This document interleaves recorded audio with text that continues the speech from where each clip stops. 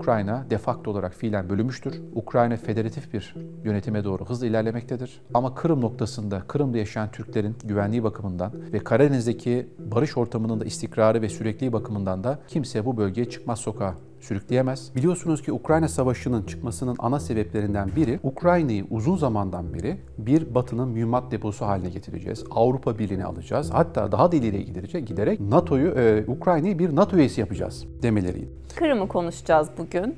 The Washington Post, Amerika Birleşik Devletleri Kırım'a Rus toprağı diyecek şeklinde bir haber yayınladı. Ne söylersiniz? Tabii Kırım'ın tarihi olarak hem Rusya açısından hem Amerika Birleşik Devletleri açısından hem tabii bizim kendi kadim Osmanlı Devleti'nden gelen tarihimiz açısından çok önemli bir yeri olduğunu söylemek lazım.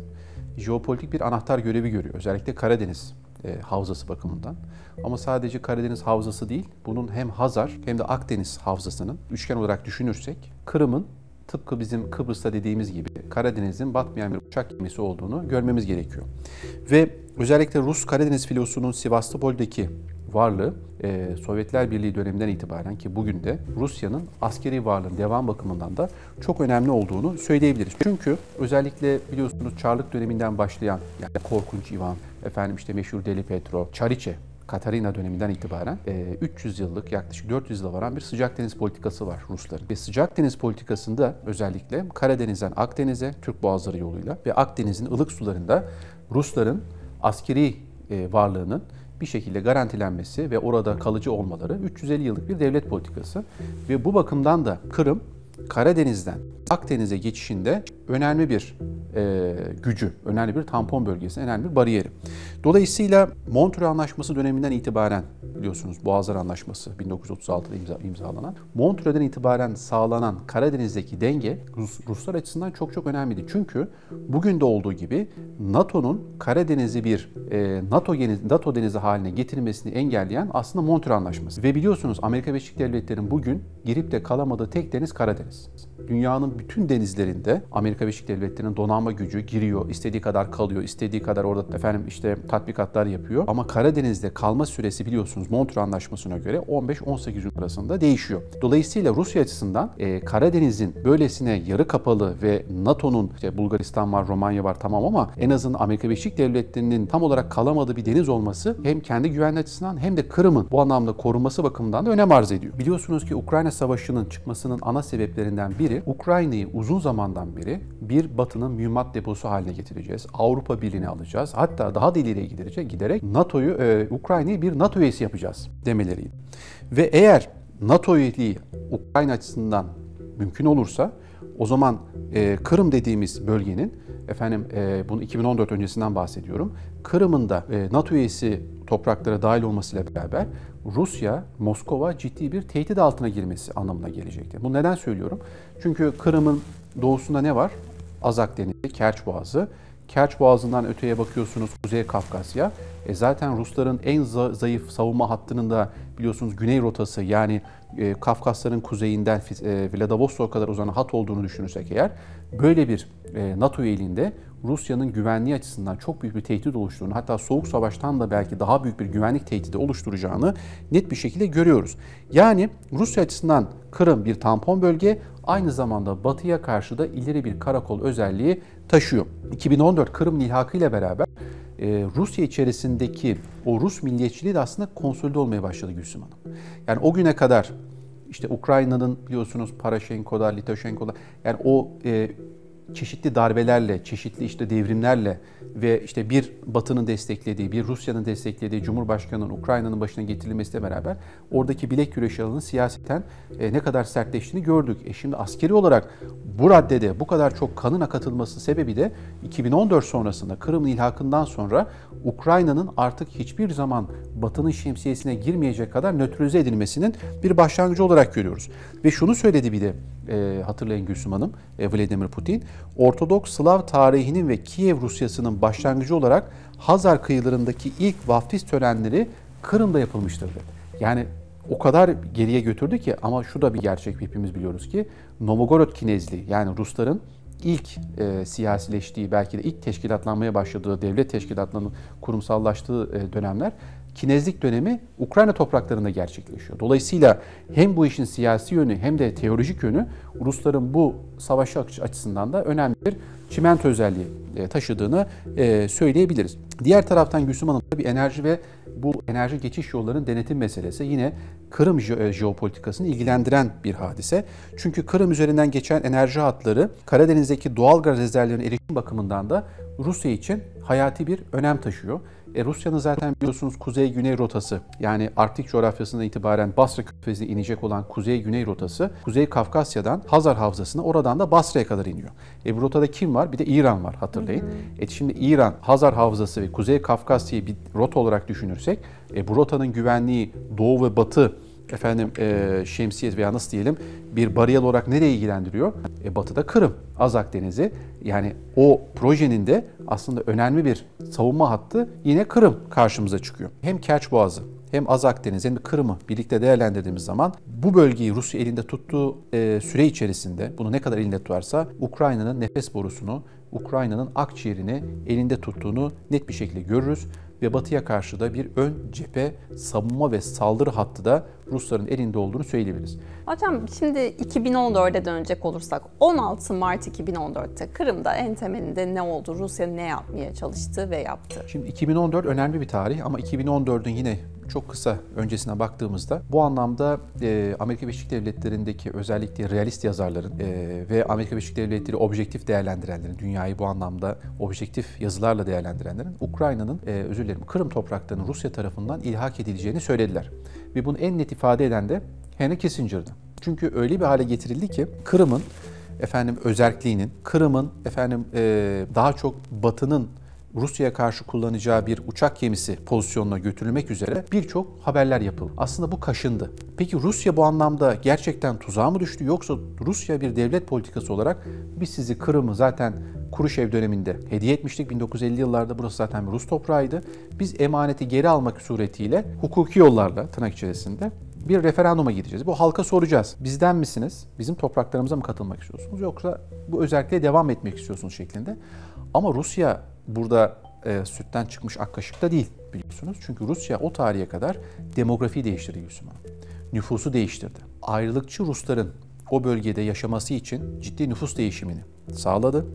Zaten işte Türklerin azınlıkta kalması ve Rusya'ya katılmak istemeyen diğer Slavik nüfusun da çok küçük miktarda kalması sebebiyle her şey hazır hale getirildi. Evet, Kırım'ı Rusya silahla topraklarına katmadı. Soft power'ıyla, yumuşak gücüyle kattı belki ama sert gücünü yumuşak bir şekilde orada zaten nüfusu değiştirme suretiyle sağlamış oldu. Dolayısıyla 2014'e geldiğimizde her şey hazırdı. Bütün malzemeler hazırdı, bütün konjonktür buna uygundu ve Rusya Kırım'ı ilhak etti. Yani 2014'teki referandumdan sonra Rusya topraklarına katılan Kırım karşılığında Batı ne yapabildi Rusya'ya? Bunu engelleyebilecek bir argüman, bir yaptırım aracı uygulayabildi mi? Ortaya koyabildi mi?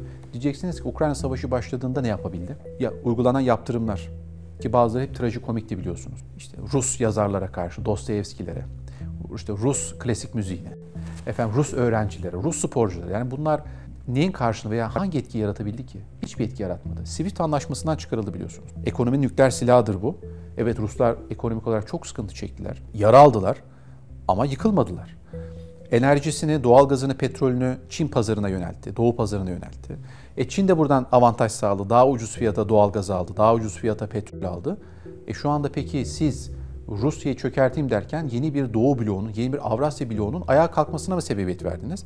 Veya Rusya'yı muhtemel bir Arktik Savaşı'nda veya çatışmasında daha tecrübeli hale getirdiniz. Peki şu da var Gülsüm Hanım, hep bunu ifade ediyorum. Ukrayna Savaşı, Kırım, Tayvan Savaşı'nı, olası Tayvan Savaşı'nı veya Tayvan ilhakının kostümlü bir provasıydı. Çin bunu gördü. Ne olup olamayacağını, ne yapılıp yapılmayacağını. Peki Çin, Tayvan'ı ben ilhak ediyorum dediği zaman buna Batı nasıl karşılık verecek? Hukuk buna nasıl karşılık verecek? Diyeceksiniz, hukuk mu kaldı? Gazze'deki katliam, Gazze'deki vahşet, Filistin'deki ilhak, işgal, hangi hukukun direnci bunu kırabildi? Yapamadı. Uluslararası Ceza Mahkemesi karar aldı. Bizim bazı dost bildiğimiz ülkelerden maalesef istediğimiz sesi göremedik, istediğimiz karşı alamadık. Hocam ola ki Ukrayna Kırım üzerindeki haklarından vazgeçerse Doğu Ukrayna'daki diğer bölgelerde de benzer bir senaryo yaşanabilir mi? Şimdi zaten iş oraya noktaya doğru gidiyor. Ben şöyle düşünüyorum. Dnieper Nehri artık görünmeyen bir Berlin duvarının örüldüğü bir su havzası. Biliyorsunuz Soğuk Savaş'ta Doğu Batı Berlin'i ayıran bir meşhur duvar vardı. Fiili bir duvar vardı, fiziki bir duvar vardı. Şimdi görünmeyen bir Berlin duvarı, bir demir perde hatta Soğuk Savaş'ın önemli sembollerinden Dnieper Nehri'nde maalesef örülüyor.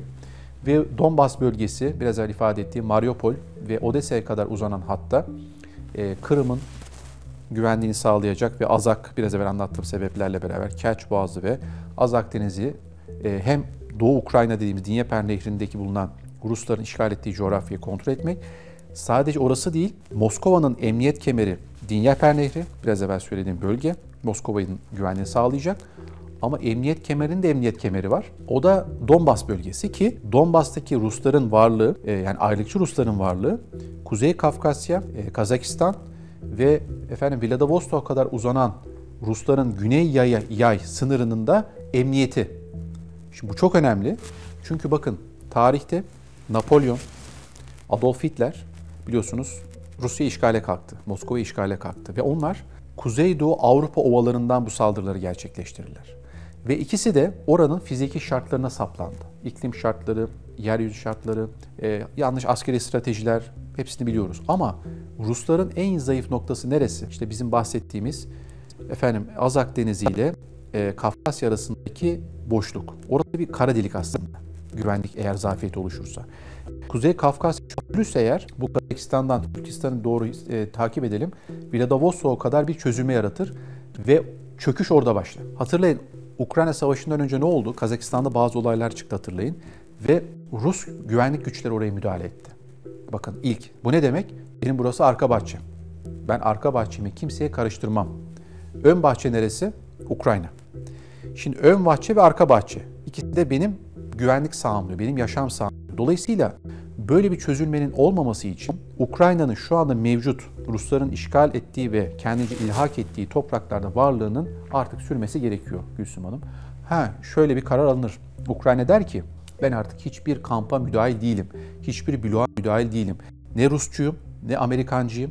Ben nötralize oldum diye yemin ederse ve bunu siyasete yansıtırsa belki.